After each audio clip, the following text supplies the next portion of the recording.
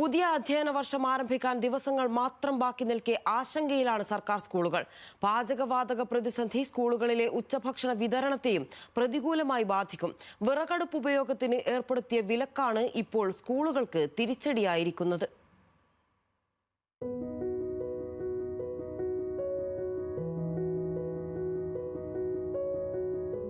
കേരളത്തിൽ രൂക്ഷമാകുന്ന പാചകവാതക ക്ഷാമം ഗാർഹിക ഉപഭോക്താക്കളെയും ഹോട്ടലുകളെയും മാത്രമല്ല സ്കൂളുകളെയും പ്രതിസന്ധിയിലാക്കുകയാണ്.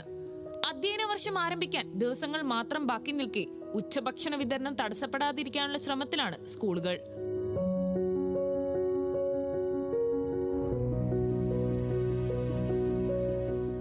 വർഷങ്ങൾക്ക് മുൻപ് സ്കൂളുകളിൽ വിറകടുപ്പ് ഉപയോഗിക്കുന്നത് വിലക്കി ഉത്തരവിറക്കിയിരുന്നു.